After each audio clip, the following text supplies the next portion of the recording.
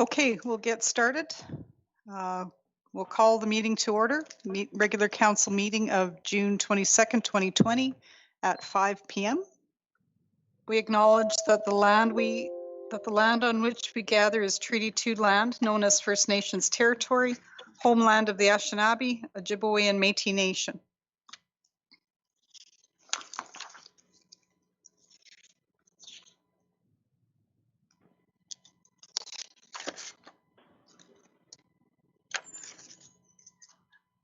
Are there any changes to the agenda?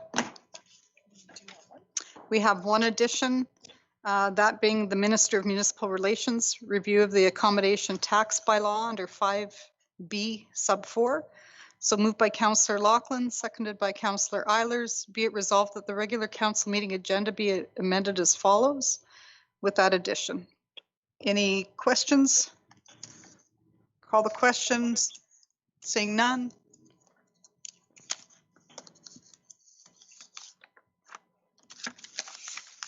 All in favor? All opposed? Motion carried. Before we start, I just want to take a minute and acknowledge our youth counselor for the 2019-2020 year, Cameron Thompson.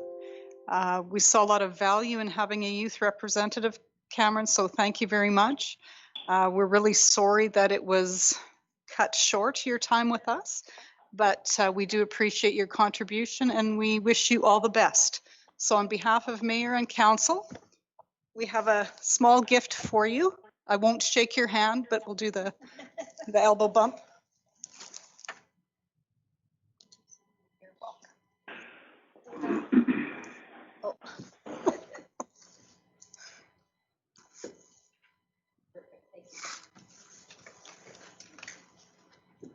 So thank you again.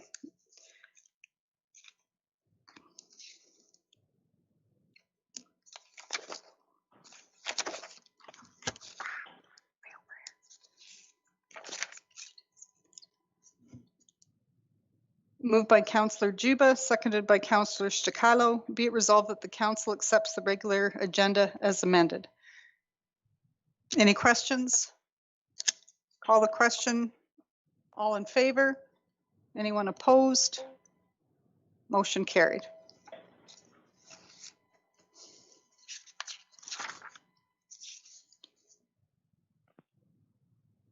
Moved by Councillor Eilers, seconded by Councillor Loughlin. Be it resolved that council waives the reading and accepts and approves as circulated the minutes of the following meeting, that being the regular council meeting minutes of June 8th, 2020.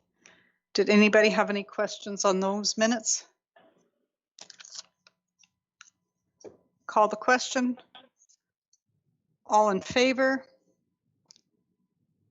Anyone opposed? Motion carried. For Councillor Loughlin and Juba, if you guys will assume that you're in favor unless you speak up and oppose us. All right. Oh, sorry, Christian. Okay.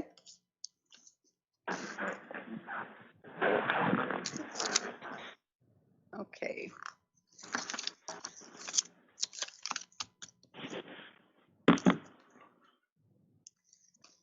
Moved by Councillor Eilers, seconded by Councillor Juba.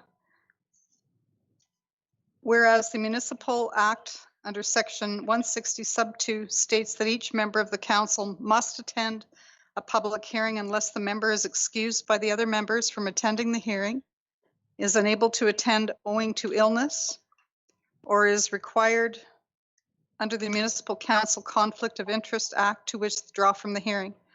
Be it resolved that council excuses the following council members from the June 22nd, 2020 public hearing, that being of Mayor Dohan.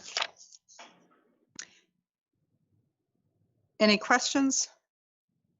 Call the question. All in favor? Anyone opposed? Motion carried.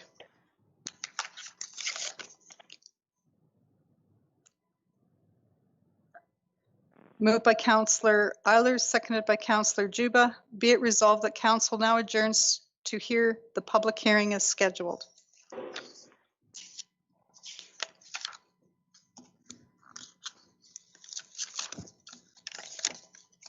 Council will now commence to hear representation from the applicant and any other persons who wish to make representation for this scheduled public hearing. Anyone who has not yet registered but wishes to make a presentation for the public hearing, please state your name so we can add you to our registration. Anybody in addition?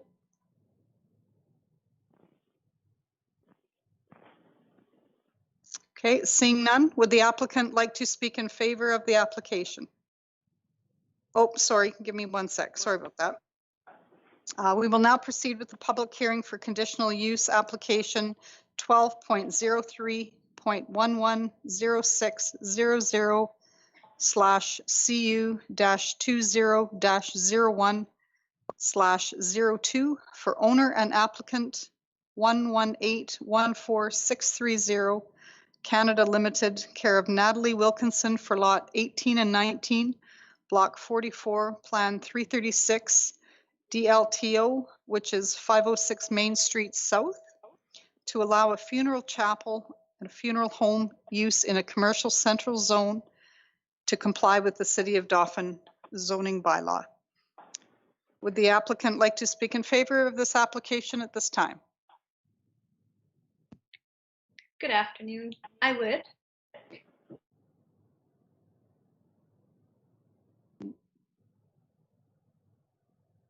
Sorry, Natalie, are you there? I am. Can you hear me?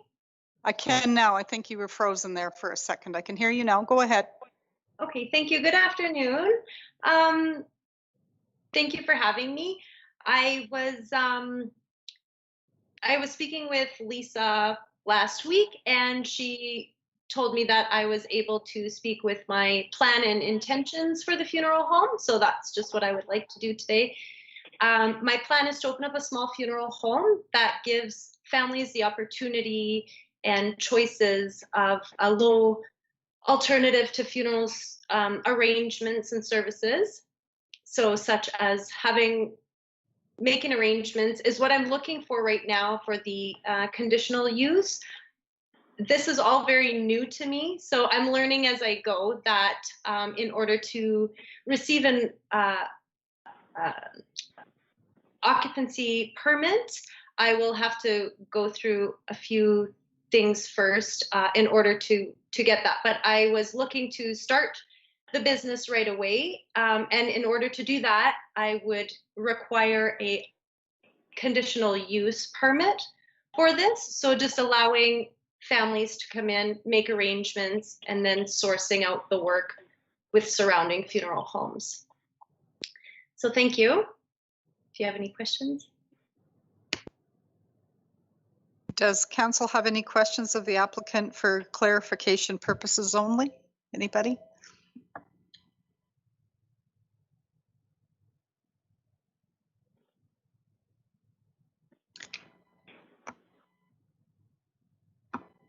Is there any other person present in support of this application who wishes to speak?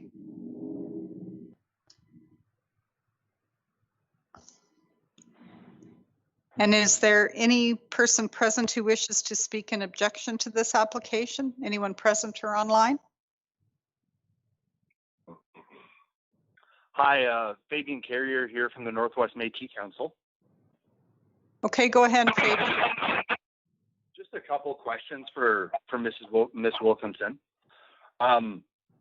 You had mentioned alternatives.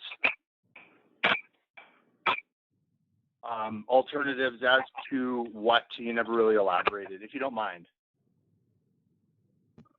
I'm mostly speaking towards cost. That me? Okay. Sorry, Fabian, if you could, can you mute your mic as she talks? Maybe try that. Sure. Okay, Natalie, try again, sorry. Alternative meaning the cost of funerals?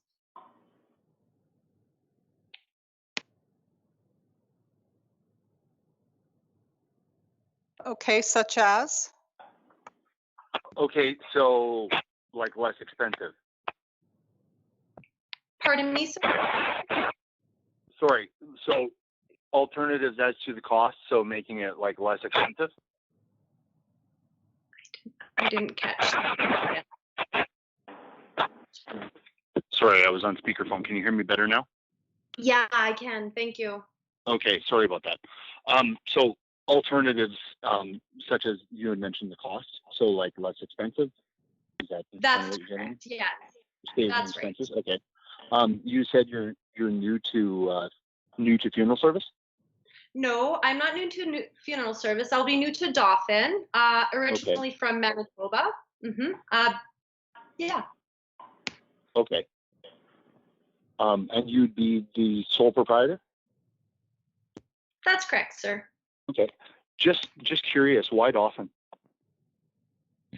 Well, I did some research with the market, and where I am currently right now, in a little town called Edson, Alberta, it's relatively the same size as Dauphin. Dauphin is close to home as well for me, so it would be just a little jaunt to visit family and friends. Okay. Do you have any ties to any corporations, if you don't mind my asking? No, I don't. With the funeral? No? Okay. Just out of curiosity. No. So I'm representing the people who I work for, the Métis government in Manitoba, the Northwest Métis Council. We own the building right next door to you, which is the old funeral home. Okay. When we purchased the building from Mr. Coffey, who owns Parkline Funeral Holdings here in Dauphin. Sorry, he made us Fabian, we sign- can't copy. Sorry? Can you try that again, Fabian? We can't hear you. Oh, I'm sorry. So I'm representing the Northwest Métis Council here in Manitoba. Here in the Parkland. We own the building directly next door to the proposed location from Miss Wilkinson's funeral home, which would be the old Signage Project funeral home. When the Northwest Métis Council purchased said building from Mr. Joe Coffey, who owns Parkland Funeral Holdings, we signed a no competition clause that we were not able to open a funeral home for 5 years upon purchase of the old funeral home. And we had tried to purchase the location in question, 506 Main Street, from Mr. Coffey at the time. Once again, with not being able to open up a funeral home. And now Mr. Coffey sells it to someone who intends to open up a funeral home. It just doesn't make sense to me.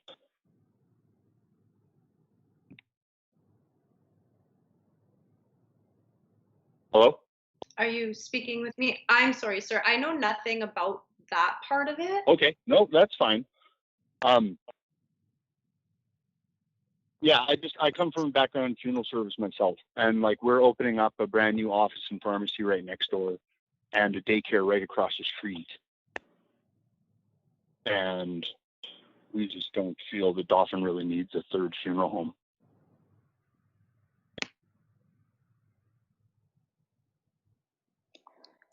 Okay. Thank you for that. Nope. Does council have any questions for the presenter for clarification for Natalie? Actually, Carrie, I do as Councillor Juba. My question is, who is going to be the licensee of the new funeral home? Is it going to be the person on the Miss Wilkinson? Yes, I am fully licensed, sir. Okay, thank you. I'm a licensed funeral director. I have a background in funeral service as well. So.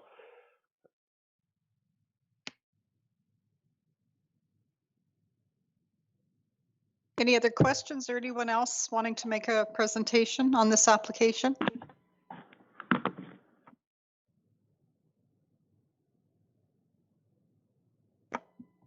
Okay, thank you, everybody. The representations for this public hearing are now completed. Thank you to those who joined us for the public hearing and to those who made representations.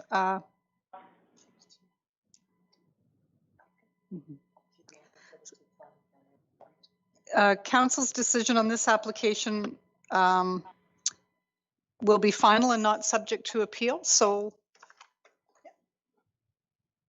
we will not be making a decision tonight regarding this conditional use application, and we will deliberate and will carefully consider the application and responses. And again, our decision will be final and not subject to appeal. So thank you to those who joined us for tonight.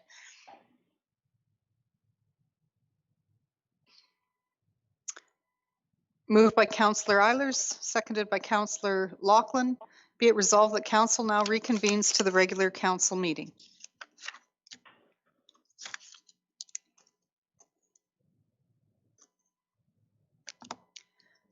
So we do have a delegation tonight, moved by Councillor Fabian Carrier. Oh, sorry. Okay, moved by Is now exiting. Councillor Eilers, seconded by Councillor Stakilo. Be it resolved that the public hearing for conditional use application 12.03/110600/CU-20-01/02 for owner and applicant 118-14630 Canada Limited, care of Natalie Wilkinson, for lot 18 and 19, block 44, plan 336, DLTO 506 Main Street South, to allow a funeral chapel / funeral home use in a commercial central zone to comply with the City of Dauphin zoning bylaw now be concluded. Any questions? Call the question. All in favor? Anybody opposed? Okay, motion carried.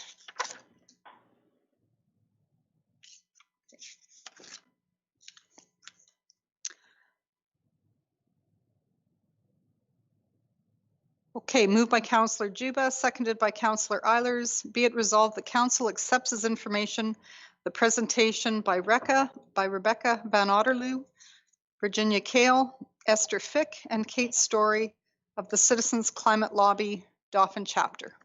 Okay, ladies.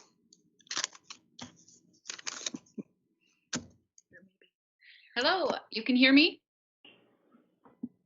Yes, we can hear you very good. All right. Good afternoon, Deputy Mayor Reel and Dauphin City Councillors and staff. Thank you so much for this opportunity. My name is Rebecca Van Otterloo, and just starting off, Virginia is going to share her screen. And we'll go to the next slide, and I'll give you a brief, quick overview of what we'll be presenting. So first off, go to the next slide there. A bit about our Dauphin chapter and how we got started, then about our National Organization of Citizens Climate Lobby Canada, then an introduction to the carbon fee and dividend, and 3 requests we have for you related to climate adaptation and mitigation that we'd love to see here in Dauphin. And then finally, we have an invitation for an event happening later this week. So on September 27th, 2019, I lived in Dauphin for just about a month. And as I walked with my 3 kids up to the front doors of that library and saw a small crowd already gathered, I felt pretty emotional because people here know and they care and they want to do something, I thought. Only 2 weeks before, former Dauphin resident Sarah Kazakoff and I had decided to plan a Dauphin strike in solidarity with the hundreds of thousands of people striking for the climate around the globe on that day. We connected with Esther Fick, put up some signs, and it happened. We thought it might just be us and our kids, but about 50 people walked together that day, easily exceeding our expectations. It was well publicized and it was very encouraging, and we met some of you there. And in December, I followed up with a handful of contacts that I'd made on the 27th, and we met together for the first time. In January, we decided to align ourselves with Citizens Climate Lobby Canada and work to build political will for a livable future. Since then, we've met every month to plan and to learn. We've had a meeting with our MP, Dan Mazur. We've had conversations with our school division. We've communicated with other small rural municipalities about the climate work that they've done. We've written multiple letters that have been published in several Manitoba newspapers. And we've planned events like the Dauphin Driveway Demonstration and the World Environment Day Gathering. And but why? Why do we dedicate hours every week or even every day working to build awareness about the climate crisis? Many of us are working full time as well. So because we recognize that we are clearly on a path that leads us to devastation within our own lifetimes, and especially the lifetimes of our children, because of our rapidly warming climate. So what other motivation do you need? And when you recognize that the solutions are available to us, it is only a matter of grabbing a hold of them and grabbing hold of them quickly. So of course, that's what we're striving for. I want to tell you a bit more about Citizens Climate Lobby Canada. It began in the United States in Citizens Climate Lobby began in the United States in 2007 after founder Marshall Saunders recognized that the decades of work he'd been doing to lift people out of poverty would be entirely undone by the consequences of our changing climate. He recognized that solutions could only be fully realized through policy changes at government levels. In 2010, a Canadian woman, Kathy Orlando, caught Marshall's vision and brought Citizens Climate Lobby to Canada. And now there are 50 chapters in Canada, all working to build political will for a livable future. So CCL Canada is an incredibly positive organization. We are solutions focused. We emphasize appreciation and respect for all those we interact with, even those with whom we fundamentally disagree. The primary solution we focus on at a federal level is the carbon fee and dividend. And to explain more, I'm going to hand it to Kate Story.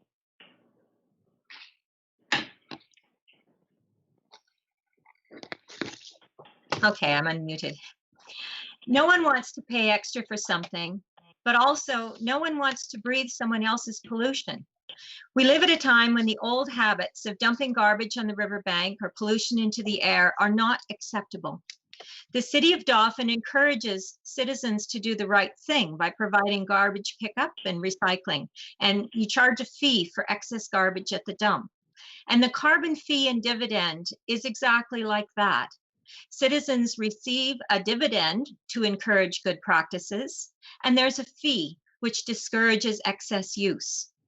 Some people will grumble about the extra cost, of course, but most Canadians accept the carbon fee and dividend. Our group is not here today to convince anyone, but rather we want to demonstrate that there is a silent majority of citizens who accept the carbon fee as inevitable, just as citizens accept the rules to manage garbage to keep the city clean. Our organization thinks that the federal government could do a much better job at promoting good practices. We've lobbied asking that the dividend, which now comes as an obscure $400 income tax credit, instead be delivered as a check to each citizen, arriving with helpful hints about how to use that money to reduce personal carbon emissions. The Citizens Climate Lobby pride ourselves for being for something rather than against things. Carbon fee and dividend is the policy our citizen volunteers around the world are advocating for.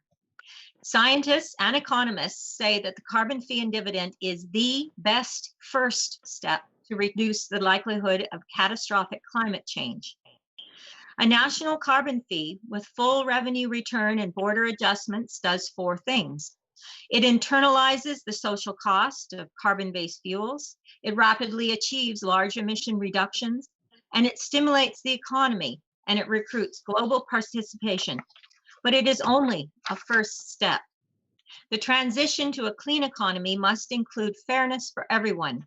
For example, a few months ago, this group discussed the carbon fee that farmers have to pay on grain drying.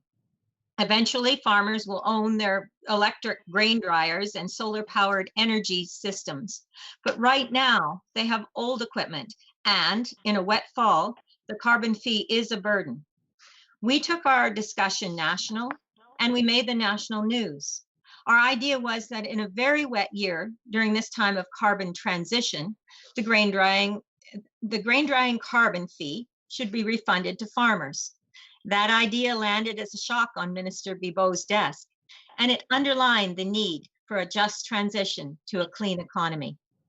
In the words of the e-petition, which we promoted on World Environment Day, society must steadily increase the carbon price to $210 per ton or more by 2030, and distribute the carbon pricing revenue back to Canadians as checks. We must all do our part. We must help those affected by efforts to clean up the economy. And we must help those who are suffering from the storms and droughts and fires and floods of climate change.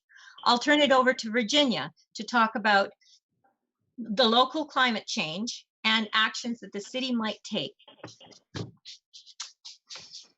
So given that climate change is coming and we can take action to mitigate and adapt to it, I quote Dwayne Nickel, "It's negligent not to start today."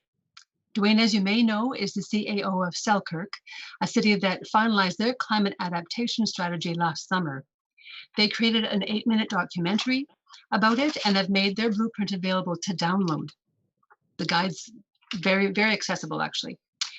We have to make decisions to avoid, and if not, then to adapt to the predicted changes that are coming in our weather patterns. For Dauphin, these predictions are for more spring and fall flooding. And as this graph shows from Prairie Climate Center, more days with plus 30-degree temperatures. The thing to notice is that the steady and increasingly rapid rise from a mean of 10 to 15 very hot days per year since about 1950 to 20, 40, and 60 very hot days per year. In our democracy, it's people like you who make decisions that keep us organized in daily life and in being prepared for the future. We'd like to ask, therefore, for you to consider 3 actions. I'll talk a bit about the first 2 and then Esther about the third. The first is that you include a life cycle cost analysis in your decision-making process.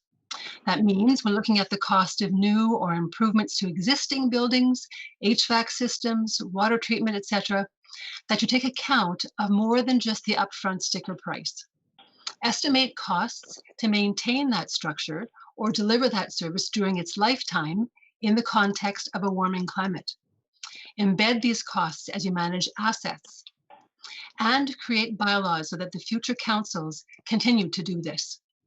Work towards building a climate resilient city. CCL lobbies for a gradually increasing tax on carbon pollution, as Kate described, because climate change models show us when we reduce our use of fossil fuels for energy and for products, we can reduce the severity of climate change. Most of us go directly to our personal carbon footprint. How much energy do I consume, or how much stuff do I buy? Yet I also consume in groups as part of my family, my employer, my city, my RM, my province, and so on. Online calculators estimate my personal footprint. What about Manitoba's footprint? Based on data reported online, carbon pollution, also known as greenhouse gas emissions in Manitoba, are estimated to be about 60% carbon dioxide with smaller amounts of methane, nitrous oxide, and fluorinated gases.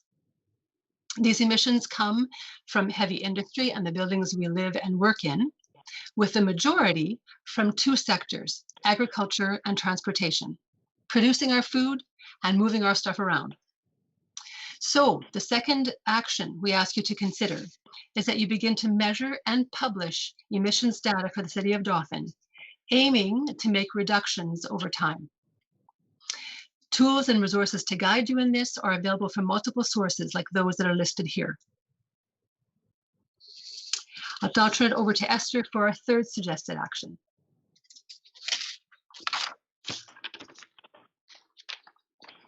Help citizens make good choices. Can you hear me? Yes, we can. Okay. Kudos to you for the actions that you've already taken. For example, the honorable mention in 2018 for the Manitoba Excellence in Sustainability Award, participation in partnership with Manitoba Hydro in the Community Energy Plan, safer bike streets on the streets as part of your 5-year active transportation strategy, the Vermilion Park trails, the tree planting program, and the list goes on. Our third request is that you continue to lead by example. We have a couple of ideas for you to consider to help citizens make good choices. The first one is to ban one-use plastics. Left unchecked, greenhouse gas emissions associated with plastics are projected to account for nearly 1/6 of global emissions in 2050. The most effective combination to deal with this issue, the researchers found, was to use a plant-based feedstock, sugarcane in this case, with 100% renewable energy for production, the recycling of all plastics rather than incinerating or dumping them in landfills, and by reducing the annual growth in the demand for plastics by half. That combination could theoretically reach a 93% reduction compared to business as usual in 2050, the researchers found. Other items include cotton bud sticks, cutlery and plates, straws, stirrers, sticks for balloons, polystyrene containers, and oxo-degradable plastics, which is plastic shopping bags material. Banning one-use plastics can have a significant effect on reducing GHGs. Our second request in this grouping is the Bike or Walk Week. We propose that Council declare a Bike or Walk Week, perhaps on an annual basis. Citizens could bicycle or walk individually or in groups. And for example, when we're proposing perhaps September of 2020 and then on an annual basis. Why? Well, it's pretty evident. Better individual health, the reduction of GHGs, and awareness of the environment, beautiful houses, lawns, and gardens, and a new appreciation for nature, birds' nests, rabbits, and who? Everyone, individually and in groups, socially distanced, of course. And our next slide is slide 18, which is the En-ROADS control panel. Now, this busy slide is a summary of the 18 different policy actions that can impact climate change. Our last slide here is to tell you about an upcoming opportunity for you to learn more about how carbon pricing fits in with all the ways that we can tackle climate change. It's happening this week on Thursday, June 25th. Led by guest CCLer Doug Pritchard, please attend the 90-minute simulation. For details, you can watch the introductory video, explore the simulation, and/or refer to the control panel summary. We invite you to join the Zoom meeting from 7 to 8:30 p.m. Again, we thank you for your opportunity to present. Now we'd like to hear from you. Do you have any questions? We'd love to hear how Council plans to implement life cycle cost analysis and emission reductions while you continue to lead by example. Thank you very much for that presentation. Ladies, anybody have any questions? Anybody from Council have any questions? Yeah, I do, Councillor Stakilo. Go ahead. Well, sorry, it's not really a question. I'm sorry. It's more of a comment. I just want to thank you for the information that you've provided. I know that this is. I don't want to speak for all of Council, but this is something that I find very important for our community and for our country and for our entire world. And I want to thank you for bringing this information to Council. And know that we work hard at providing a sustainable community with those kind of with climate change and climate change adaptation in mind when we make decisions. So I applaud you for your efforts on this and keeping us informed, and hope that you do so continue in the future. So just thank you.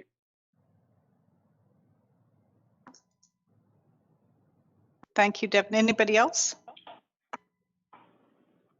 Can I respond to Councillor that comment with a question? Yes. A lot of the suggestions that you have, I thank you for reiterating them.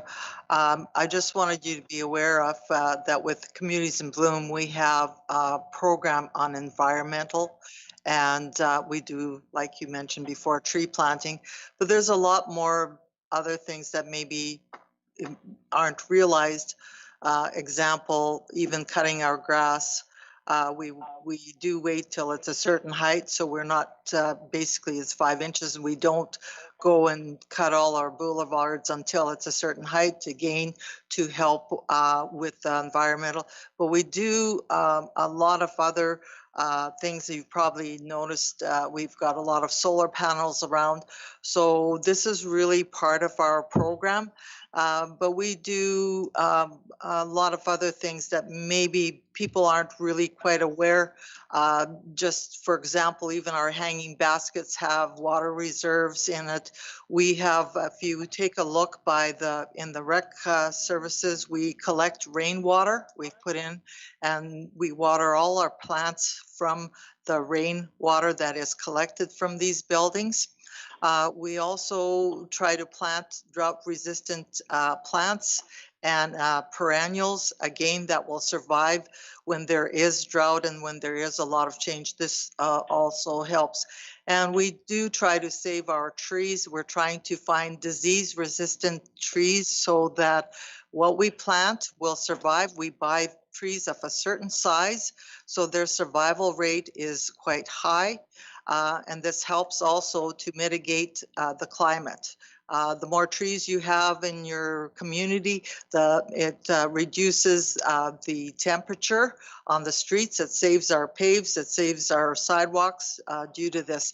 So there's a lot of things. I'm not going to go into a whole list, but there is a lot of things that I see that you mentioned that we're already in the process or have been doing for a while now.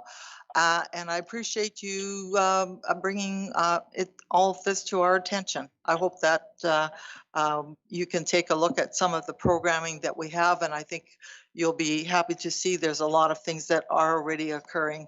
And you did mention our garbage and our recycling, that we work hard, and we have stats for that of how much we've reduced our what's going to the landfill. I believe our last figures were that we'd increase our landfill, and I'm not sure, I think it was mentioned 15 years now because of what we've implemented in the last 5 years that we've added to the age of our landfill. So we are taking that, and I thank you for bringing this to our some of the other things that you are looking at doing. Councillor Bellemare? Thank you. And also, I'd like to concur with, I can't sit too close here, there's an echo, concur with what my colleagues have said. I think it's wonderful that you've taken the initiative to form your group and to organize events, to do presentations, to be politically active. That's awesome. And I mean, you're helping us to look at this with new eyes. You making the presentation, and we're talking about strategic plan. You know, the timing is good to put this in the forefront of our thoughts. So thank you for that.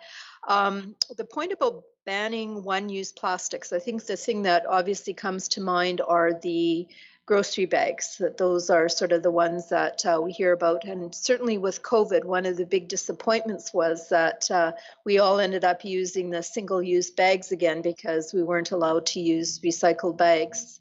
And that's getting back to normal. I can see that they're all doing that. So certainly something that we can talk about. My concern with single-use plastics is that it's so much more than just those grocery bags. I appreciate the list that you gave us because that raises our awareness. The other thing too is that as a person who has a cat and we have a litter box, I'm always looking for plastic bags to empty the litter box, and it's amazing how I don't take home grocery bags from the store, and I don't buy plastic bags, but I'm never short of plastic because our food is in plastic, like the cheese bags, the veggie bags, I created actually a pile. I collected all of this stuff and created a pile. So there's so much more work to be done in this whole thing, and I'm sure you guys are aware of that. I'm really just talking just to make my point, but I would be interested in learning more about those initiatives in terms of how we as a society can move away from plastic. I know there was a thing for where they were using cornstarch in plastic, and that was supposed to make it biodegradable. And I think that sort of was so effective. But certainly there's a lot of work to be done in that area. And just thank you again for bringing all of this to our attention. Thank you. Can you hear me? Yeah, go ahead. I guess I wanted to thank you for your comments and for your contributions. And it's nice to see, we did try and have a kudos section. That was our third one. Keep on doing what you're doing, leading by example. That's wonderful. Our first two asks were much more specific and maybe harder to imagine following up on. And if it is an important aspect, is there some more information or some more actions that we can take to help you with those first two actions? You know, looking at getting examples of how to put the life cycle costs into your analysis of assets, or measure and publish and reduce your emissions. Is there, it's not happening now, is there a way you can do that, or do you need more information? I guess I'm looking at those two first ones more so than that third one with ideas about plastics and walk to work things. It fits with your Communities in Bloom for sure, and the environmental focus that you have, which is wonderful. Just wondering if there's more you need either from us or from other groups that would help you with the first two. Our city manager has some comments on that. Good afternoon, and thanks. It was great to hear from all of you, and a very well put together and professional presentation. So I will actually speak to the first your first two calls to action. So you talked about life cycle cost analysis on all purchases, asset management, and some bylaws to bind future councils to those decisions. So I wanted to say that we already have in place a community energy and emissions plan, and we will soon be Climate Smart certified. And part of that is to publish our emissions and have a requirement to monitor those yearly so that we can see quantify what we're doing and work towards getting better. Also, asset management, that is something that's mandated by the federal government, actually, for all municipalities across Canada to do. And Manitoba was relatively late to jump on board with that mandate. So I will admit that Manitoba municipalities in general are a little behind on it, but that means that we are among the group that have most improved in the last couple of years. So I believe it's about 3 years ago that we started it. And part of asset management is educating about what that actually means. It sounds like, managing your assets, that makes sense, right? But asset management is actually a more complex, and only managing your assets are one component of it. So we have been educating some people in our office and are taking it to next steps and starting to implement some of that. So that does take into account life cycle cost analysis in all of those decisions. So we're starting with some of our basic and maybe more tangible things like streets and sidewalks. And but there is provisions and recommendations for council as we move through this to apply it to all things. So we've seen things, how offices operate, our green infrastructure. Councillor Eilers is always excited about that, as all of us are, and she keeps us on track there. So even our green infrastructure is something that's part of that, and we are moving towards that. I think that did address the first two, and I know that Deputy Mayor Reel has another comment or item to add. Thank you. I just wanted our last discussions recently here. We've earmarked $181,000 for our waste diversion at our waste disposal site. Will be things like you can repurpose lumber, a composting section. So we're really excited to see that up and running. So just if you weren't aware, we are looking at doing that. And that's all I have. Does any other councillor have any questions of anybody? Councillor Eilers? I just wanted to mention that the composting site would have probably been functional a few years back, but what happened is the province put in special regulations that we had to meet, so we had to redesign our composting site. But as you know, we've been doing a lot of collection, and I don't have the figures in front of me. Bill would have that, but we've really been successful in diverting quite a few tons from our landfill to having it in a composting site. We do regular workshops on composting as well, and we really try to encourage people to do composting in their backyard, as well as in some of our public places as well. I just want to say, yeah, it's very encouraging to hear about the things that you were doing. And as we were putting this presentation together, we thought that there are lots of complexities that we don't appreciate and lots of work that has already been done that we aren't aware of. And so we thank you for that, and we're encouraged by it. I do want to say, if there is a way that you could see us, our group, amplifying the work that you've done or the work that you'd like to do, please be in touch with us about that. Because we would be happy to do that. And then I also we really want to encourage you to just hold in your mind that that going forward, and I think many of you do already, that we are in a climate emergency, and that it's been formally recognized by governments, municipal to the national level, all around the world. It hasn't been recognized by Manitoba or by municipalities in Manitoba yet. But I do want you to just continue holding that in your mind in your decision making. We're in an emergency in the same way that a vehicle going 100 kilometers an hour towards a cliff and just a little ways away from that cliff isn't an emergency. We can't feel the impact of it yet, but we're headed there. So we need to do all that we can to cushion that impact.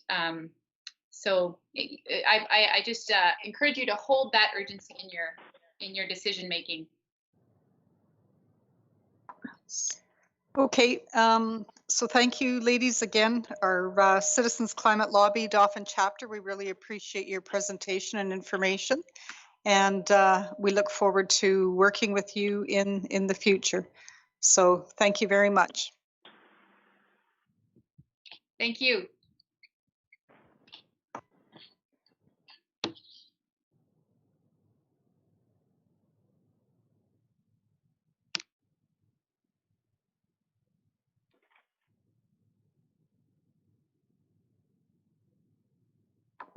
Okay, so for members of council, are there any questions?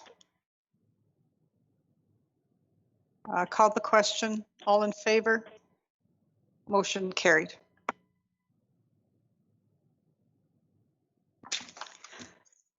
Moved by Councillor Stakilo, seconded by Councillor Eiler. Be it resolved that all items listed under item 5, the consent agenda, be approved as follows and form part of these minutes.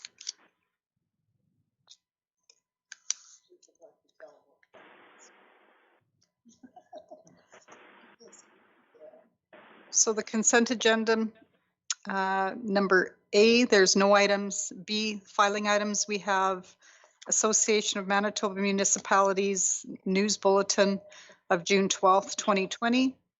Member advisory, additional COVID-19 links from the Federation of Canadian Municipalities, FCM Connect, June 9th, 2020, June 16th, 2020. Under municipal relations, we have the Building Sustainable Communities Strategic Plan project. We also have the Waste Diversion Center project, and we have the COVID-19 Frequently Asked Questions update. For the Government of Manitoba, we have Restoring Safe Services Phase 3, Manitoba's Pandemic and Economic Roadmap for Recovery, Manitoba Media Release COVID-19 Bulletins, Disabilities Issues Office, the Manitoba Access Awareness Week, Manitoba Health Seniors and Active Living. We have 2020 West Nile Virus Planning and Cost Shared Funding for what's that word, Charlotte? Larva sighting. Manitoba Agriculture and Resource Development, Dutch elm disease survey, invasive forest pest monitoring, COVID-19. We have the Deputy Minister of Central Services Federal Gas Tax Fund 2020/2021 accelerated payment. We have the Minister of Sport, Culture and Heritage, the Heritage Resources Conservation Grant, Community Futures Parkland. We have the Regional Relief and Recovery Fund. Minister of Economic Development and Training, response to Mayor's correspondence regarding the economic development in Dauphin. We have the Office of the Premier, response to Mayor's letter of support for Vermilion Growers, Clean Technology Greenhouse Project. And we have the Minister of Municipal Relations review of accommodation tax bylaw 07/2020 as recommended by the Deputy Mayor and City Manager. Any questions from Council? Just a Councillor Bellemare. quick question. That money for Heritage Resources Conservation Grant for the WAC, that was the project that was going to go ahead regardless? Yeah. Okay, thank you. Any other questions from Council? Call the question. All in favor? Opposed? Motion carried.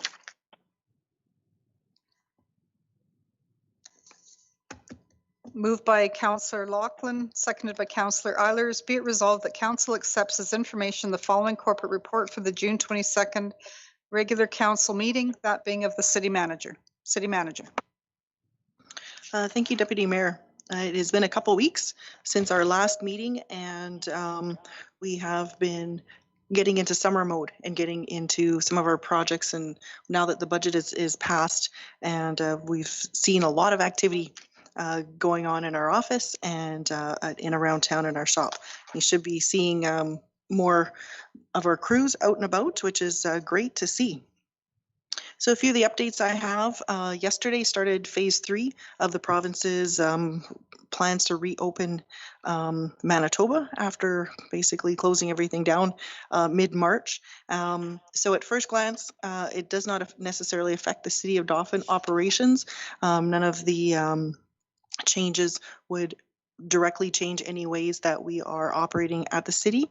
However, we do have a regularly scheduled management meeting on Wednesday of this week, and we will review what the plans do say or what the phase 3 says, and base it on our operations, and then see if there's anything that we need to do to enhance our operations. I think it's just important that we continue to remain diligent in the social distancing, hand washing, being careful, things like that. We went through many cases or many days with no cases. And in the recent days, we've seen 1, 2, 3 cases, new cases a day, and it's manageable for our health system now, but we still must remain diligent. Something else I talked a little bit about was property taxes.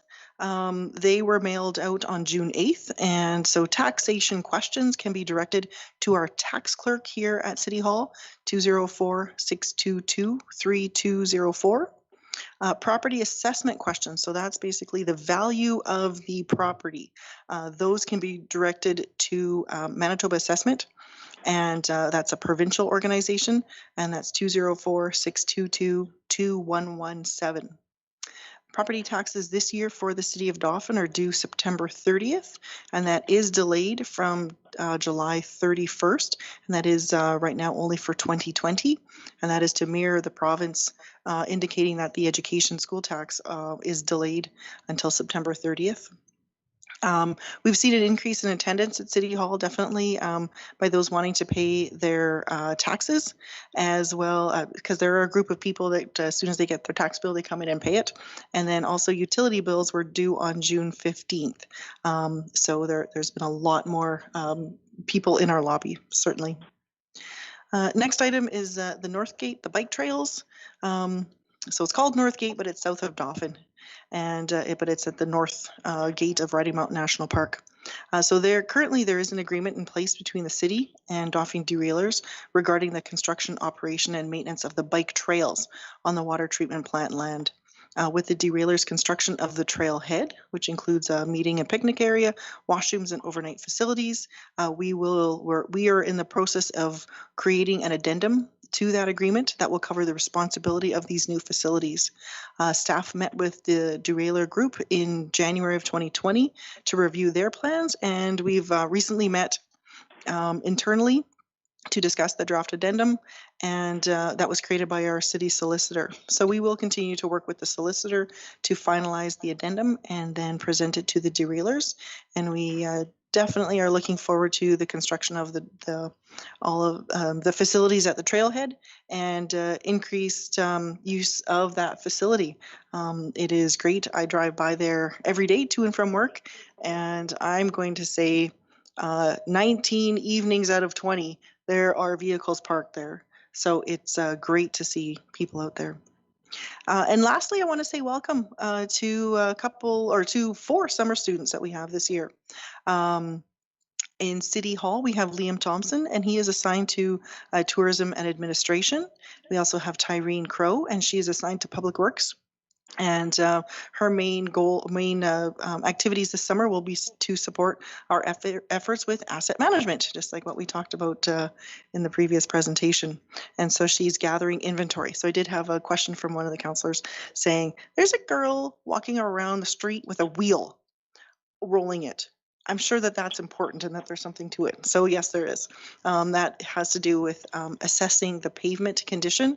And so Tyrene is out there and she's measuring distance of crack and area of potholes and things like that. And all of those things are inputted into a computer program, and it's quantified so that the condition of our streets are not just subjective.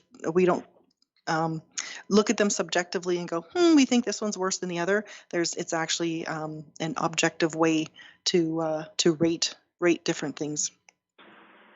We also have 2 summer students out at our shop, Austin Green and Jessica Martin, and they're busy tending to the yards of our facilities, as well as other, I think it's other duties as assigned at the shop. And I know that one thing that they do is message painting on the pavement. And that concludes my report. Questions for the city manager, Councillor Eilers? Yes, you mentioned the agreement with the city of Dauphin and Dauphin derailers. Will there be brought to council to talk about the costs and security and maintenance of these facilities?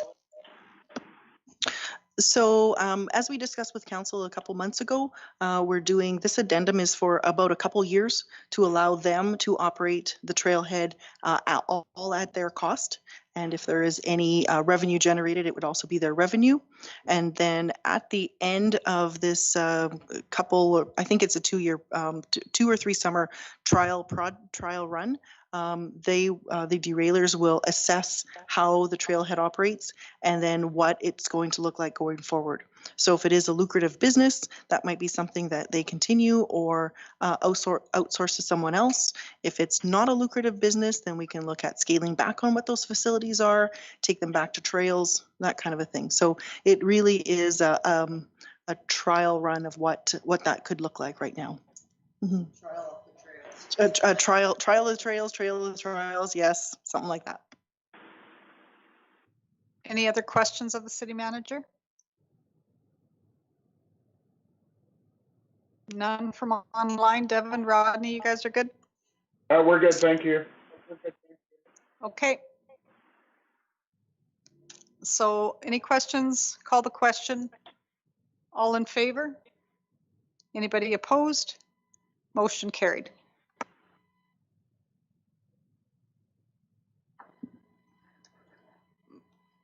Moved by Councillor Eilers, seconded by Councillor Bellemare. Be it resolved that Council accepts as information the following corporate report for the June 22nd, 2020 regular Council meeting, that of the Marketing Coordinator. Any questions on that, Councillor Bellemare? Yes, as part of the of her report, there's a section there on the new resident guide program. And certainly if I was just wondering how those guides would get into the hands of new residents, because I mean, if the person is a homeowner, they're going to probably come here and they would get the guide that way, but not all new residents are homeowners. So what's the strategy? So we've had this program in place for quite a few years, actually, and it's been more formalized in the recent handful of years. One of the things that while people are not all homeowners, majority of renters have water in their name. So they come to City Hall and get their water turned on for the first time. We also are working with I forget their new name, I apologize, but Immigration Settlement Services used to be Deb Slanowski and that group.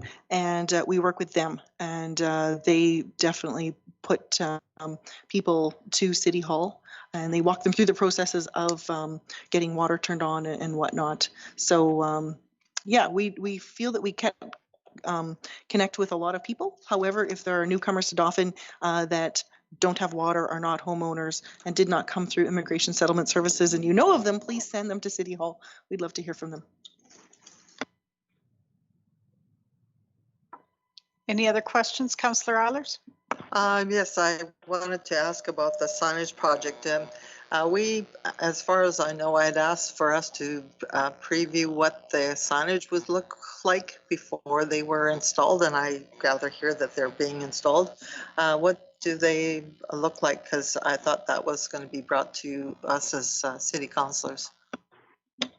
Okay. I thought that it had come through to City Council. So we just saw that there was a plan, but we never saw what they were actually going to look like. Or okay, then we can circulate that through. They are very similar in idea to the signs that we now have in City Hall, with the warm wood and black metal.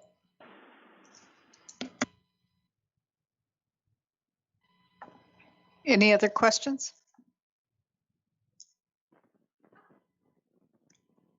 Call the question. All in favor? Anybody opposed? Motion carried. Moved by Councillor Eilers, seconded by Councillor Bellemare. Be it resolved that the finance accounts, having been examined by council, be hereby authorized and approved as follows. We have checks 26620 to 26699, a total of 80 checks for a total amount of $533,887.26. We have no voided checks. We have no voided past checks, and we have no electronic payments. I have a question. Questions, Councillor Eilers? I wanted to, what is, I see it's number 26697, repair of vehicle damage, and what is that in regards to?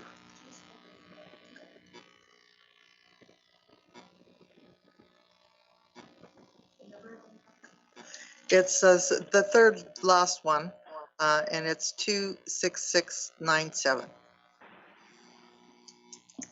Councillor Eilers, I had that exact same question when the check came over my desk. So there was. It's mysterious. You're right. So it was, there was a situation where there was an accident at the fire hall, and a vehicle rammed into the fire hall.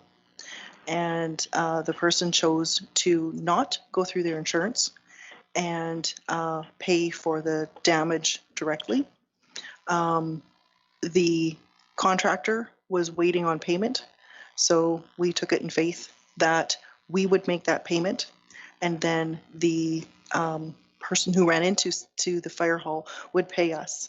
And I have to admit, the day that I signed the check to pay the contractor, the person came in and paid us. So it is all null and void, and all in good order.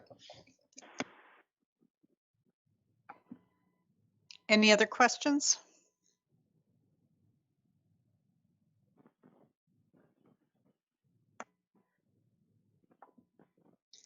Call the question. All in favor? Anybody opposed? Motion carried.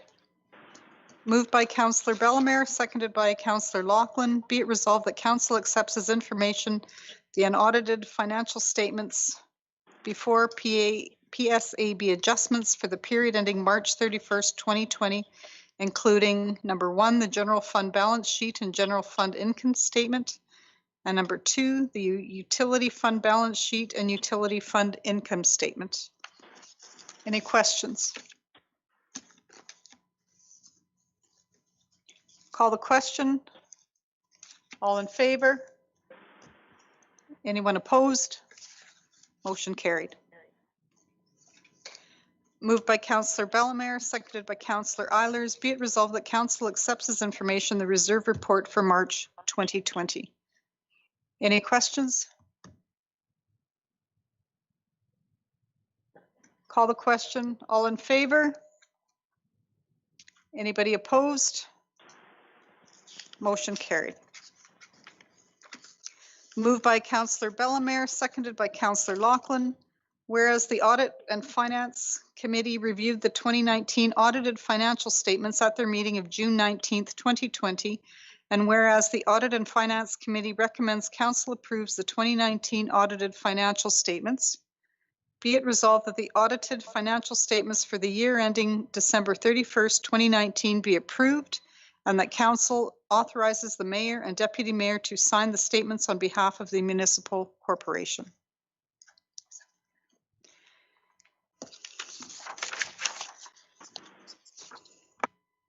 Councillor Eilers? I just wanted to say that sorry. I just wanted to say that the audit that was done, they found, I'm sure Mayor would be speaking on this. They advised that the audit did not identify any deficiencies or areas of improvement, and I think that's really good for us to receive that.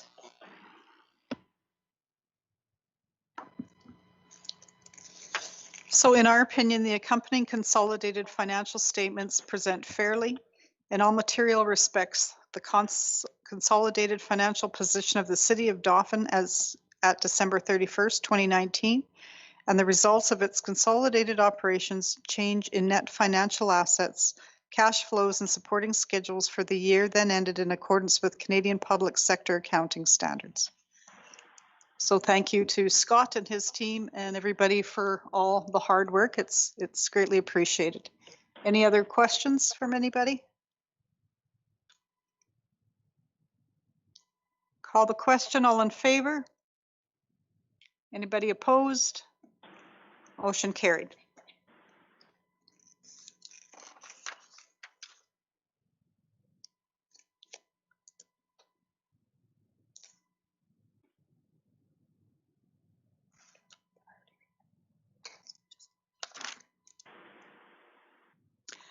Moved by Councillor Eilers, seconded by Councillor Bellemare. Be it resolved that Council accepts as information the following engineering department staff reports for the June 22nd, 2020 regular council meeting.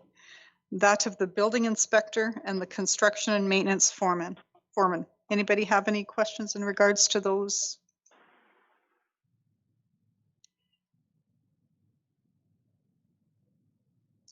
Call the question. All in favor? Anybody opposed? Motion carried. Moved by Councillor Eilers, seconded by Councillor Bellemare. Be it resolved that Council accepts as information the following protective services report for the June 22nd, 2020 regular council meeting of the bylaw enforcement report, April and May of 2020. There's a lot of information on there. Anybody have any questions or comments? Councillor Bellemare. Yeah, I was pleased in the report to see that our bylaw enforcement officer is working with the RCMP on noise. So it's good to see the two agencies working together. And one question, we know that dogs in town, when they're outside of their yard, they're supposed to be on leashes. So our animal control officer deals with that. Does our bylaw enforcement officer deal with that, or? So our bylaw enforcement officer would not normally deal with that directly, but would report that to our animal control officer.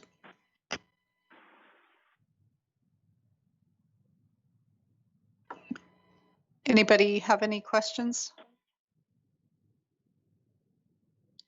Councillor Others? I had a complaint there behind veterans on Veterans Drive. There's gardens that are people rent, and there was excessive dumping of trees and limbs. Maybe there should be a sign posted. It's only for garden or vegetable kind of clearing. The residents in Veterans Drive do not have a back alley.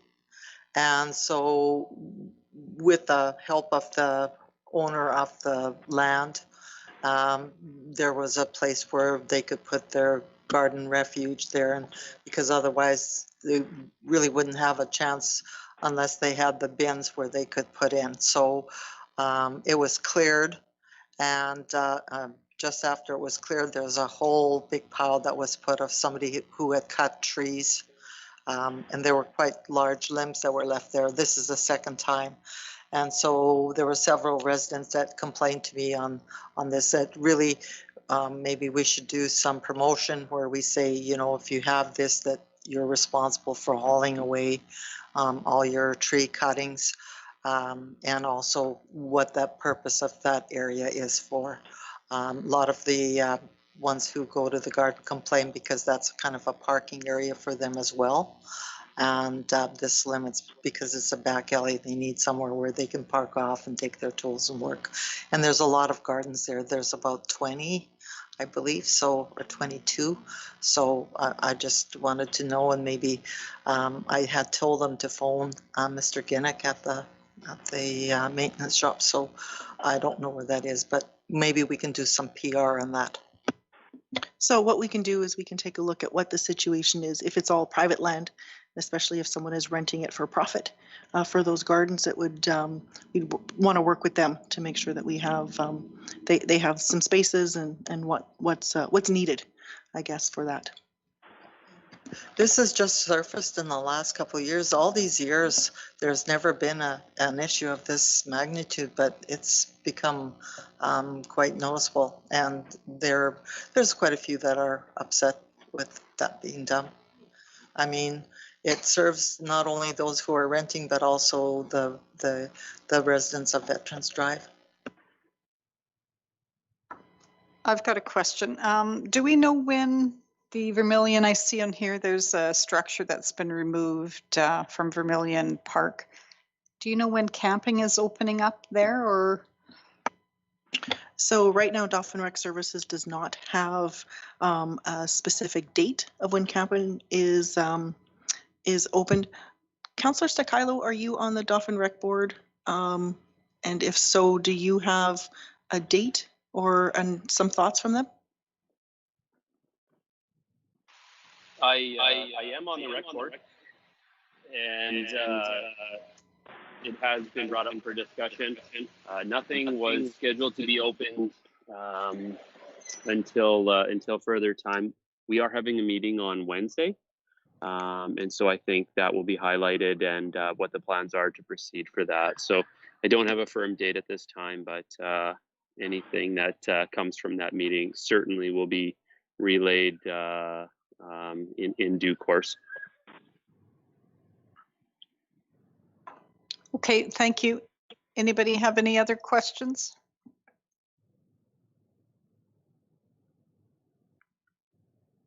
Call the question. All in favor? Anybody opposed? Motion carried.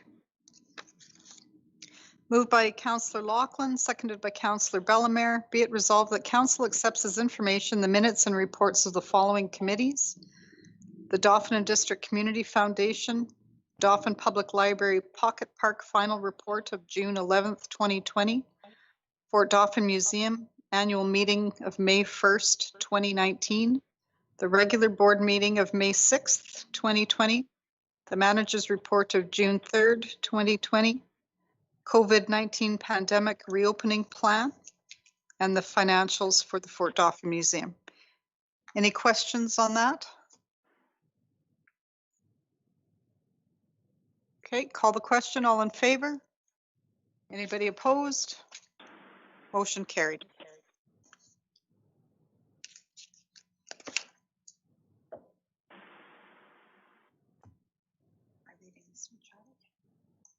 Moved by Councillor Eilers, seconded by Councillor Bellemare, whereas due notice was given with respect to variance application 12.060.273/VO-20-01/03. And whereas there were objections received to the application during the public hearing on June 8th, 2020, be it resolved that variance application 12.060.273/VO-20-01/03 for owner and applicant Dauphin Church of Christ, 2004 Incorporated, care of Richard Kirkpatrick, for Lot 2, Plan 42800, DLTO, which is 22 Whitmore Avenue West, Parkline Crossing, to vary the front yard setback from 7.5 meters or 24.6 feet to 2.0 meters or 6.5 feet to allow for the construction of 2 single-story 2,520 square feet, 1-bedroom units and 4 single-story 3,200 square feet, 2-bedroom units in an institutional zone to comply with the City of Dauphin zoning bylaw be approved with the following conditions. Number 1, a development agreement shall be entered into establishing the terms and conditions for the development of the land and the construction, design, and cost responsibility of services. Number 2, the development agreement shall include the requirement for design to address infrastructure issues, including servicing such as water service, sanitary service, and storm system, lot drainage, and street access, including the fire department vehicles and professional engineering design requirements and responsibility of costs. Number 3, the development agreement shall be in place before any site work takes place. Number 4, the development agreement shall be registered on the property, and all costs for the preparation of it, including all legal fees, shall be borne by the owner. Number 5, the owner applicant must obtain a building permit from the City of Dauphin due to Manitoba Building Code, NBC 2010, building occupancy classification for this development. And number 6, lot surface drainage cannot adversely affect the adjacent property. It is recommended that drainage design be done in consultation and cooperation with the City of Dauphin and adjacent property owners. Any questions on that? Call the question. All in favor? Anybody opposed? Motion carried. Moved by Councillor Bellemare, seconded by Councillor Laughlin, whereas Council passed resolution number 2020-294 on May 25th, 2020 for the sale of a 2002 GMC Sierra 1500 pickup regular cab for not less than $750 plus applicable taxes. And whereas the City of Dauphin advertised the surplus asset online platforms for a minimum of 14 days in an effort to obtain the reserve price of $750 plus applicable taxes, but received no acceptable offers. Be it resolved that as per the City of Dauphin's tendering and procurement policy, Council gives authority to the City Manager to accept the best offers for the sale of the surplus pickup truck. And the City Manager has a few comments on that. So a couple weeks ago, we had 2 trucks for sale, and we passed a resolution on June 8th selling one of the trucks and giving me authority to sell the other one. So the first truck was gone, and that was great. The second truck, someone was supposed to be coming and never showed up. So we had a second person interested in the truck, and they said they would wait and purchase it once we get this council resolution passed. And we contacted them today and we did not hear back from them. So we passed a blanket resolution indicating that I could accept the best offer that would come available. These trucks are very high mileage and potentially not even, they would need to go through quite a bit of work to be safetied. So we know that there is value to them, but we would like them to be sold as soon as possible. And so that's why we have that's why we see another truck resolution coming back to council, is because the first sale went through. So we want to have authority so that we can sell it if someone comes to the shop and wants it. And I believe it's better part of 3+ weeks before our next council meeting. So we wanted to be prepared for that. Any questions from council? Call the question. All in favor? Anybody opposed? Motion carried. Moved by Councillor Eilers, seconded by Councillor Loughlin. Whereas council at the regular meeting of February 24th, 2020 approved a proposal to subdivide Northwest Quarter Section 3-25-19 west of the Prime Meridian Part Lot 1, Plan 26818, DLTO 101 Whitmore Avenue East. And whereas the owners have since revised the site size from the original proposal of 97 feet by 220 feet to a new proposal of 97 feet to now 130 feet.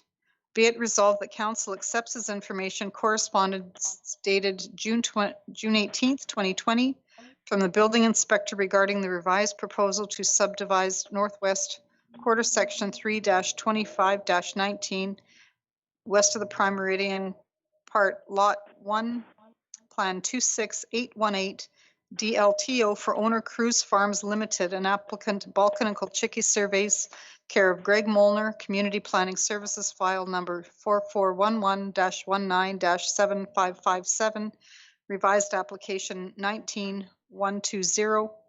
Further be it resolved that council approves the subdivision application for the property as described above with the following conditions. Lot surface drainage cannot adversely affect the adjacent property. It is recommended that it be done in consultation and cooperation with the existing property owners. Number 2, a zoning bylaw amendment from A, Agriculture Urban Reserve to RSF, Residential Single Family, will be required for the new Lot 1 to permit the intended residential single family use.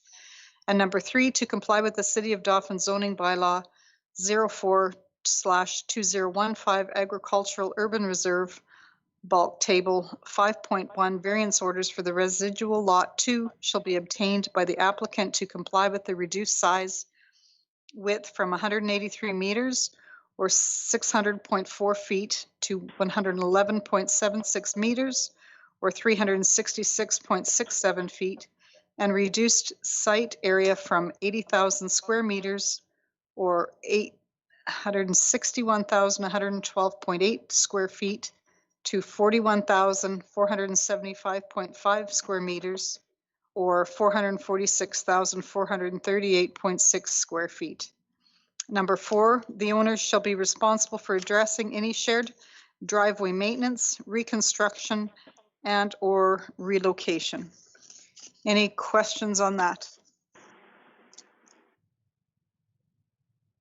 Bill, do you have anything to add?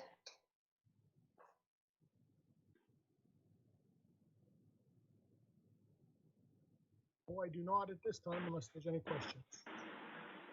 Okay, anybody, any questions? Call the question. All in favor? Anybody opposed? Motion carried.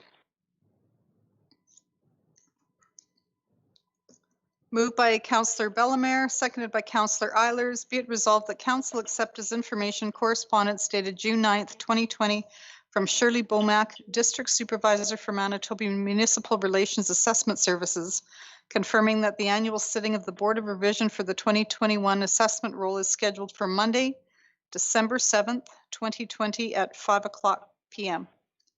Any questions or comments on that?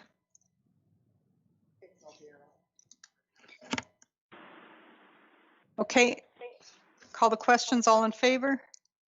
Anybody opposed? Motion carried. Moved by Councillor Loughlin, seconded by Councillor Eilers. Whereas council is in receipt of a memo dated June 10th, 2020 from Gertrude Carrier, Administrative Assistant, requesting approval to enroll in the Manitoba Municipal Administrators Program at the University of Manitoba. And whereas council at the regular meeting of September 12th, 2005 passed a resolution authorizing clerical staff to be reimbursed for tuition fees, books, and travel expenses required by the University of Manitoba for courses in the Certificate of Manitoba Municipal Administration program, and that the courses be made available to others upon request. Be it resolved that Council reimburses Gertrude Carrier for tuition fees, books, and travel expenses required by the University of Manitoba for courses in the Certificate of Manitoba Municipal Administration program upon successful completion of each course in the program. Anybody have any questions on that? Do we have a cost? How much are we looking at there, Charlotte? So there's six, right now there's 6 classes altogether, and they are anywhere from $600 to $700 with books each. No, and maybe the deputy city manager, she took it far more recently than I did. And if that's still an accurate costing?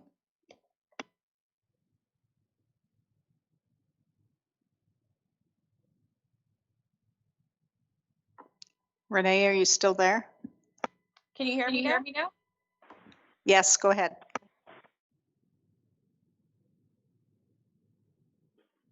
It may echo a bit because I can't turn my sound off. That's accurate. It's about $600 to $650 per course, and about 50% of the courses have an additional text, which is an additional $100. So it's between $600 to $750 per course. Okay, any questions, comments from council? Call the question. All in favor? Anybody opposed? Motion carried. Moved by Councillor Eilers, seconded by Councillor Bellemare. Whereas Provincial Road 366, PR 366 starts in the Swan River Valley region of Manitoba, serving Bozeman and Minitonas, crosses the Duck Mountains and goes through west central Manitoba from Grandview to Inglis. And whereas PR 366 serves as the main north-south route through the Duck Mountain Provincial Park, and whereas PR 366 is mainly a gravel route, 219 kilometers in length, and whereas Grandview has been best known as the gateway to the Ducks, and whereas the Duck Mountains form a segment of Manitoba's escarpment are becoming more and more popular, with spring-fed lakes along almost the entire stretch of Provincial Road 366, and whereas there is great opportunity to explore some of the nature's best offerings, including fishing, birdwatching, Duck Mountain Interpretive Center, hiking trails, which are 10 kilometers in length, picnicking in Baldy Mountain, Manitoba's highest peak. And whereas PR 366 has extremely poor road conditions, which can lead to accidents, injuries, drivers, passengers, and pedestrians, be it resolved that the Council of City of Dauphin supports Grandview Municipality's efforts to lobby the Manitoba provincial government to improve the road conditions of that Provincial Road 366. Any questions or comments from council on that?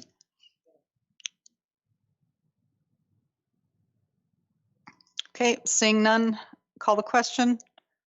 All in favor? Anybody opposed? Motion carried. Moved by Councillor Laughlin, seconded by Councillor Juba.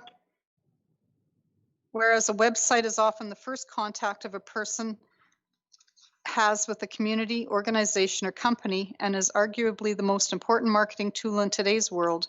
And whereas the City of Dauphin's current website was launched in 2012 and 2013 and is not meeting the needs of staff, residents, and visitors, and staff have been exploring options for a new city website. And whereas City of Dauphin staff received multiple quotations as per the City of Dauphin's tendering and procurement policy and determined AllNet Municipal Solutions proposal best met the city's website needs, be it resolved that Council accepts as information the AllNet contract for web design and maintenance services from Vern Sebeski, managing partner of AllNet Municipal Solutions, outlining an agreement with the City of Dauphin to provide for website design and maintenance services. Be it resolved that Council accepts as information a memorandum dated June 19th, 2020 from the Economic Development Manager and Marketing Coordinator outlining the need for a new website, and that AllNet Municipal Solution best meets our website needs for a term of 4 years. Further, be it resolved that Council agrees with the Economic Development Manager and Marketing Coordinator and authorizes the Mayor and City Manager to sign and seal the agreement on behalf of the City of Dauphin. Any questions on that? Councillor Bellemare. Considering that we've had the same website for 7 or 8 years, when will the new one be ready? So we're anticipating that once the contract gets signed, it'll still be a couple months, 2-3 months, by the time they look at what we have, see what we want to keep, make sure that we have proper artwork, proper information, and the proper links that we want. And because I was hoping that it would be like tomorrow, frankly, once we said yes. But I, in terms of website development, I believe that is standard, if not on the quick side. And we've seen a lot of their examples for websites, not just in Manitoba, but in Western Canada. And they're fabulous. They're really, really great. I will admit, when we got this website in 2012 or so, AllNet Solutions was in the running, and we were not as impressed with them. They've come a long way in the last 7-8 years, and we're really excited about working with them and making our website really the showpiece that we want it to be. And where's AllNet out of? Okay, they're a Winnipeg-based company. Any other questions, comments?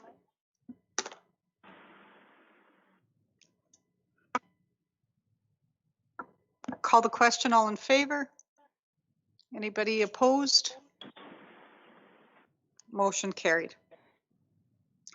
Moved by Councillor Loughlin, seconded by Councillor Juba. Whereas Let's try that again. Moved by Councillor Eilers, seconded by Councillor Loughlin. Whereas the City of Dauphin posted a request for proposal for the 2020 Road Improvement Program on June 8th, 2020, which closed June 19th, 2020. Be it resolved that Council accepts as information a memorandum dated June 22nd, 2020 from the Director of Public Works and Operations outlining the 2 proposals received as part of the 2020 Road Improvement Program and recommending the following contract be awarded the work to Sterling Enterprises for a total proposal of $424,753.60 plus GST, which is approximately $14,400 under budget. Further be it resolved that Council agrees with the above recommendation and instructs administration to grant the request for proposal to Sterling Enterprises for the 2020 Road Improvement Program.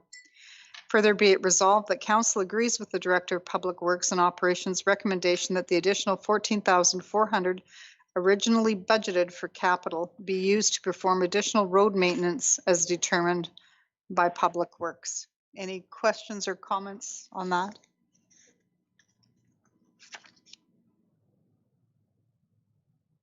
Call the question. All in favor? Anybody opposed? Motion carried. Moved by Councillor Eilers, seconded by Councillor Stakilo. Be it resolved that Council accepts as information the invitation listed below, that being from the Dauphin Chamber's virtual road trip to Dauphin occurring July 8th, 2020. Any questions or comments on that?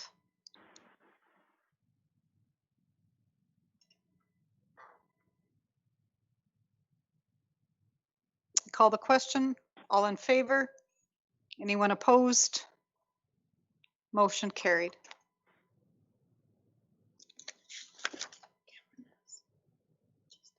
Okay.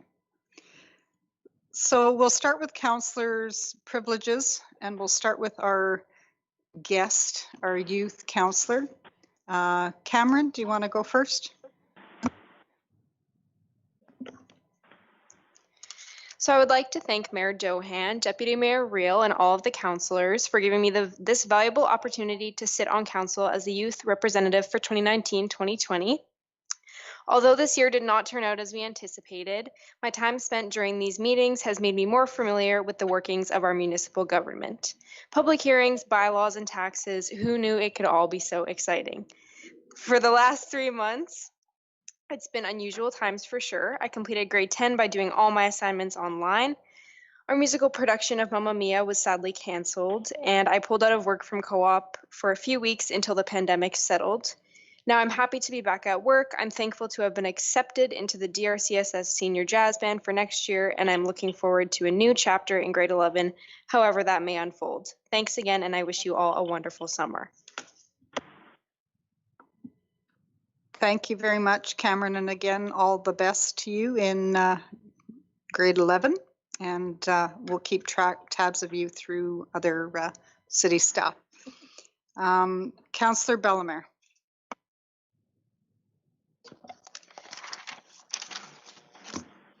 Thank you. On June the 9th, I attended the virtual meeting of the Dauphin and District Community Foundation and watched for the wonderful new logo. It's now being used on ads and correspondence. The various colors used in the logo signify the diversity of our community. The tree in the logo signifies the deep roots and growth in both our foundation and our community. June 11th, attended the Planning and Priorities meeting here at City Hall, and on the 16th, I attended the virtual regional meeting of the Association of Manitoba Municipalities. Dauphin was supposed to host this year, but of course the pandemic changed that. We get our turn to host in 2022. The AMM group speaks to the provincial government on a regular basis about issues of concern to municipalities in the province. Around the community on June 20th and 21st, I attended the 2 grad parades. On Friday, the Métis students from our region paraded from ACC to the Métis office across from the CN station. It was very helpful that the students had magnetic signs on their cars that listed their names, the communities they were from, and which programs they had graduated from. There are students from St. Rose, Alonza, Winnipegosis. It always revolves around Winnipegosis in this council chamber, right? Right, Mayor Dohan? ACC, Head Start, and the DR. And then on Saturday, students from the DR paraded north on Main Street, beginning at Kelleher Ford, and then turning down by the courthouse and going down to their school on Mountain Road. The cars were decorated beautifully, and graduates were wearing their special grad clothing. In both parades, the cars were filled with students and their families, smiling wildly. Horns were honking, music was playing, and everyone is celebrating. Congratulations to all the grads of 2020. Kudos to all the people in our community who are still practicing the strategies that keep us all safe, washing their hands, keeping 6 feet apart, and being patient with each other. And I'd like to wish everyone a happy Canada Day. And that concludes my report. Thank you, Councillor Bellemare. Councillor Juba. Thank you, Deputy Mayor. On June 8th, I attended the regular City Council meeting via Microsoft Media. June 15th, I attended the Planning and Priorities meeting at City Hall. On June 16th, due to circumstances beyond my control, I was not able to attend the AMM district meeting, and it was held by Zoom. However, I was fortunate enough to be recognized for my 10 years service and received a 10-year PIN, and looking forward to another 10-year service serving the community of Dauphin. June 19th, I attended the Audit and Finance meeting, committee meeting at City Hall, and pleased to be part of the committee that presented a clean audit to the city. And on June 19th, I watched the parade for the Manitoba Métis, Northwest Métis Council presented to the community, and as previously mentioned by Councillor Bellemare, all the other graduates really put on a great parades this weekend, and congratulations to all the graduates who graduated this year. I have a couple other congratulations I'd like to mention. I want to make mention to Dr. Scott Kish, who was honored by the Society of Rural Physicians Canada for his rural service. Congratulations also to Jean-Louis Guillaume, who was honored and received a Manitoba Library Services Award for his work with Parkland Regional Library. And I also want to pass condolences to the family of Stella Sapach. Stella is a former employee of the Dauphin Regional Health Center and for many years, and she will be sadly missed by her family, and I'll sadly miss her as well. So that's my report. Thank you, Councillor Juba. Councillor Eilers. Thank you. From June 8th, attending the regular city council meeting. On June the 10th, we had a Healthy Together Now meeting, and we discussed a lot on the west end, the community gardens, and making sure that we're able to get water for that. For those who are not aware, that's where there's garden beds that anybody can plant gardens, and we had, I believe there's 8 new gardeners there, so it's a program that's expanding. On June 15th, planning and priority. On June 16th, the Parkland AMM virtual Zoom meeting, and we had a Communities in Bloom meeting on June 18th. We're now, I think it's 4 weeks delayed due to weather, and plus before we were able to hire our green team. On June 19th and 20th, as mentioned before, the Grad Parades, and I want to congratulate all the grads. There was a lot of barbecues and get-togethers to meet with their fellow students, and what I saw, there was practicing of social distancing. Sometimes they would forget, but on the whole, it was very well done. And I too want to recognize Dr. Scott Kish, who was honored. And I want to give condolences, as mentioned before, to Stella Sapetch.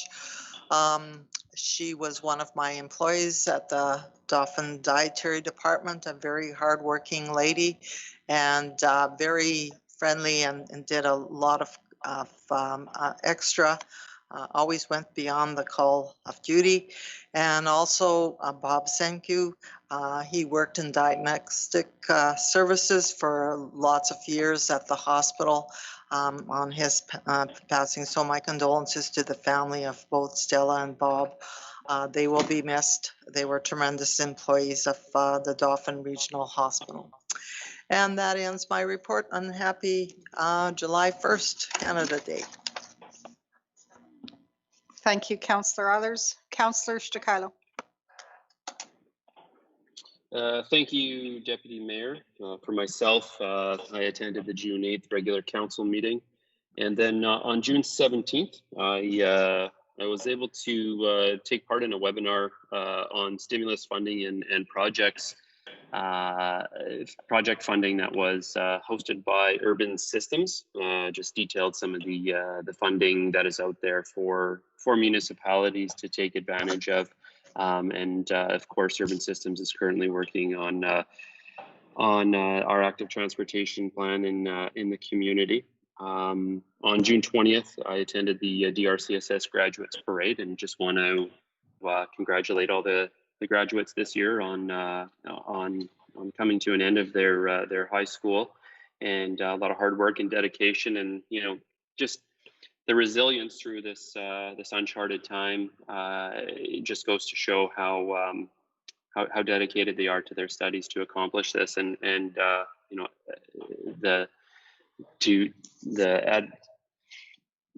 for them to be able to come up to that challenge, and just their adversity to this is great to see. I know that the parade was well received by the community and community members, and having a son that will be graduating class 2026, which is hard to think about, he was already telling me, what they're going to do for their graduation parade. So I hope this tradition continues, and I'm sure we'll see it for a few more years to come.